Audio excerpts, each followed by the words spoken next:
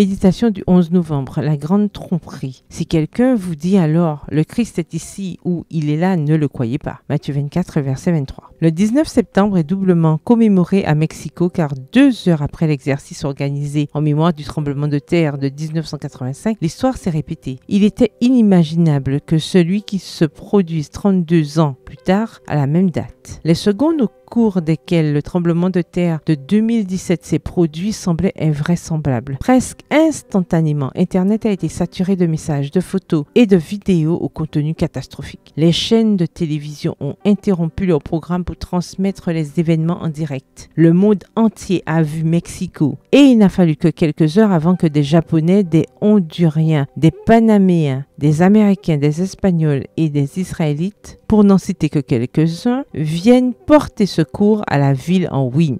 La presse et les médias ont joué un rôle essentiel dans la diffusion de la nouvelle. Il n'y avait pas une maison ou un commerce où l'événement n'était pas suivi. De manière inespérée, Frida Sofia, une fillette de 12 ans qui avait été piégée sous les décombres, a émergé. Nous voulions tous assister à son sauvetage héroïque. Les heures passaient et le sauvetage n'avait pas lieu. Cependant, ce temps, l'image d'un chien sauveteur berger allemand nommé Ariel circulait comme Internet d'un sauvetage, le présentant comme héros qui avait perdu la vie après avoir été pris au piège lors d'un sauvetage. Plus tard, on a appris que ces 2 histoires étaient fausses. Je crois fermement que les médias seront les alliés de l'ennemi lorsque dans les derniers jours, celui-ci essaiera de tromper les élus. Il est étonnant de voir le nombre de personnes qui partagent de fausses nouvelles sur Internet sans prendre la peine de vérifier si les informations étaient vraies. Je crois fermement que ces petites tromperies préparent l'esprit des gens à la grande tromperie. C'est pourquoi Jésus a prévenu que beaucoup de séducteurs viendront en prétendant être le Christ et que beaucoup d'élus tomberont dans son piège. Cher ami, la bonne nouvelle, c'est que la Bible décrit en détail ce qui se passera lors d'une journée. Satan fera toutes sortes de miracles et de signes annonçant le retour de Jésus. Et le mauvais usage des médias contribuera à répandre cette tromperie. Mais vous ne devez pas vous inquiéter. Si vous sondez les Écritures chaque matin et si vous invitez le Saint-Esprit à vous aider à discerner